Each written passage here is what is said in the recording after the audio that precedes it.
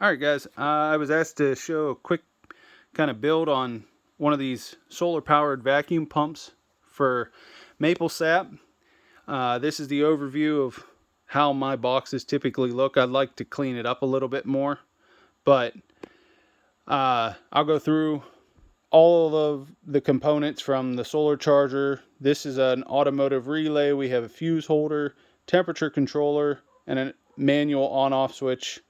It's a 27 series deep cycle battery.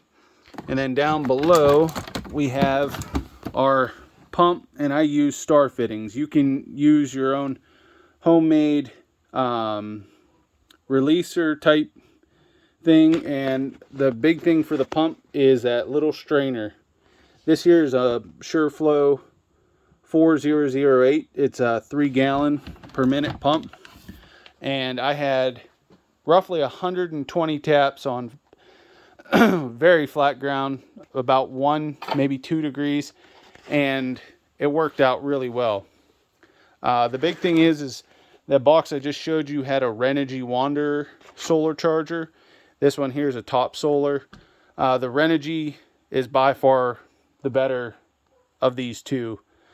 Not saying this one's bad, but the Renogy, you pay a little bit more for it, and it just seems to work a little better at keeping the battery charged. The other thing is, I found out the hard way last year, 100 watts of solar panels may not necessarily keep up with your pump if you have a long run or you're over your temperature control set point. So I am running 200 watts of panels per pump this year, and hopefully that will keep my batteries charged. Last year I had to throw a couple on the trickle charger overnight or for a couple days so that I could get back to running. But so off of your solar charger here, you'll have your solar panel lines coming in. This will go to your battery, and I just put these little circle clips on so that you can screw onto the posts of your deep cycle battery there, right there. I did upgrade this one, and I probably will do the same with these ones, is put these alligator clips on. You get a pack of them at Harbor Freight for a couple bucks right here, and they just clip on. It just makes everything a little bit easier. But that's your battery. Then your load, you can either run that over to your bus bar where I have it negative here, then my positive will go in there, and then whatever solar you're getting, if your battery's charged, it will just power the pump off of the solar panel. The one last year, I actually took the load wires out and ran them directly to the battery, and it worked just fine. The solar charger acts as a trickle charger and keeps your battery charged, and you don't have to worry about pulling all that charge from your battery in the daylight. So first things first, this is the bus bar that I typically use. I believe it's a Blue Sea bus bar. It's a marine style bus bar.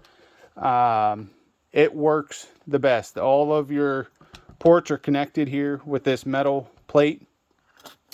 I tried the Amazon cheap brand. You get 6 of them for about $5 or $10. These ones here are not all connected. There's plastic in between, so you have to use the clip that comes with them. You have your positive. You also have a negative clip here. They'll work, but it's a little bit more headache. The other one I tried were these ones here.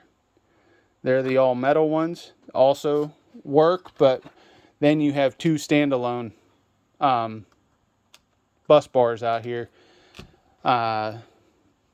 This one here is nicer. I can kind of keep all my wires together. So, this one here goes to my fuse relay,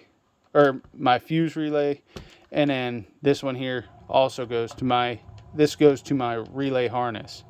And then this one here will go to my pump down below.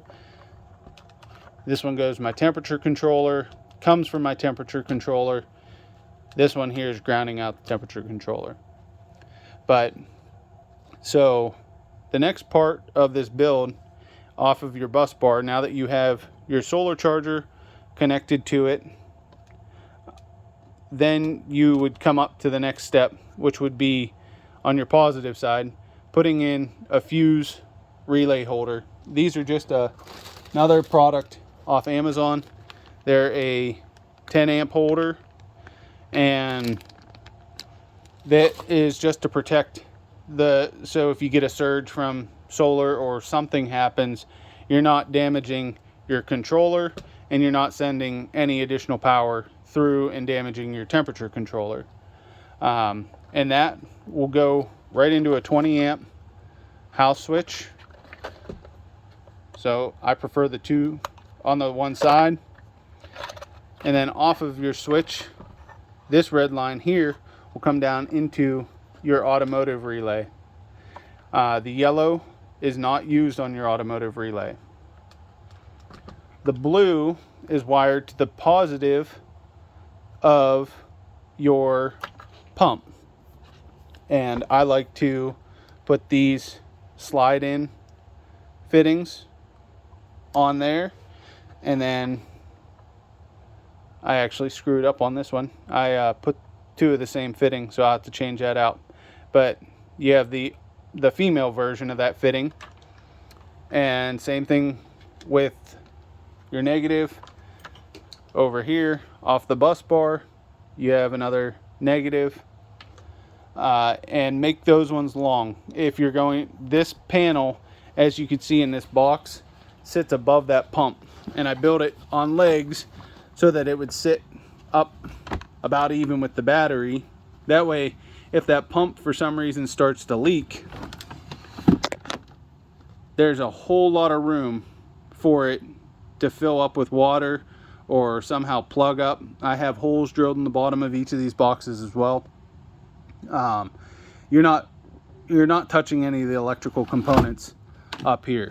It's about 8 or 9 inches taller. So,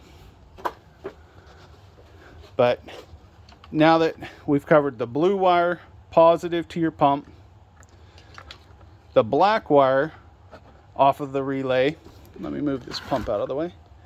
The black wire off your relay here goes over to your bus bar. The white wire is going to go into your temperature controller here. So here's where you can see the diagram. This is also off of Amazon, fairly cheap, I believe under $20. It's a bayite digital temperature controller, and make sure you get the 110. But yeah, you'll have your relay is these first two, your power in, and this one here going out is a pre-attached temperature sensor that you run outside of your box, and that's what you're going to set your power off of, or your temperature off of, sorry. But once again, you'll have your white going in as a negative, a red coming off of that, this red right here coming off going to your bus bar, and this red also coming to your bus bar, and then this ground coming over to your bus bar. And I just put a cut up piece of 2x4 in there, and that's what I'll zip tie this to. But that's the overview of all the electronics that are up top for it. Like I said, the pump I use is a SureFlow 4008. You want to get one of your strainer on there on the inlet side, right after whatever fitting you use to connect your tubing. I use a 6-star fitting from Bascom's Maple. They also have 3-star fittings if you only have a couple lines, But where I have mine set up, I have 10 lines and I have 2 pumps. So I run 5 lines, 5 of my sap lines in, and then this one here I use as a recirc line. And that's what over here you'll see coming out of the side of this box. I have this 1-inch tubing coming off of the pump that will go into my tank, and then this 3/16 inch line goes down into the tank, and it just recirculates some sap back up. I've got to put I got to put a check valve or a ball valve on it so that I can limit it, and I'm not just resucking all the sap from my tank back up into the pump. I want it to just provide enough additional moisture to keep that pump, that diaphragm wet, so that this thing pulls the most vacuum possible. And that's what these pumps thrive on, is having moisture or water flowing over them so that it does continue to pull that high vacuum that people are saying to get 21, 22 inches off of these systems. But the Renogy Wanderer, very good solar charger. I'm going to turn this, I'm going to attach everything, and I'll flash right back over and show you basic setup and operation of it.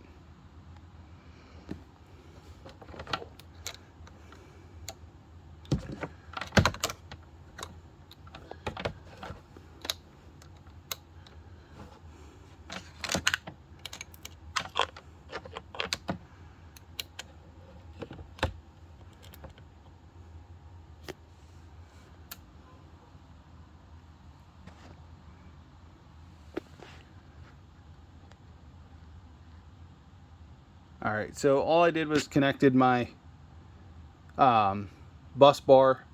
So this is one that I have wired directly to the bus bar from the battery. So no load going to the bus bar off the solar. It all goes into the charge controller, into the battery, then from the battery over to the bus bar. And you can see here, what you'll do is set your temperature. I have this turned off, but you click your set, and I have it at 35 right now for where I'm at. With the way the woods are set up, it's 35 is about when my lines thaw out. So if you hit set, you can change this 34, 33, and it turns on when you reach this temperature. So 34.0, the pump will turn on, and it'll turn off once it hits into the 39s. But once I flip the switch on, you'll hear the pump come on, and this is how it would act in the woods. So actually, I'll set this to say 58, since we're at 57 down here in the basement. We'll set this to 58, click set. I can turn this on, nothing. But my temperature controller, which is just outside the box here, I'm going to grab that with my fingers, this part, and that is going to go up. And as soon as this temperature comes back down under the 58, it would turn itself back off.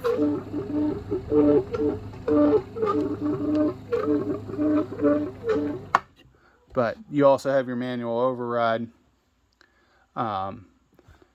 Battery is just a Walmart Deep Cycle 27C battery. Highly recommend doing a kind of a 2-story build, but leave your positive and negative wires for your pump long so you can lift this panel up and actually work on your pump. That screen on there is really good at catching all of the shavings from when you tap. So after the first day of run, go out there and make sure you pull this screen out. It just unscrews. It's just a wire mesh screen. You would just pull this thing out,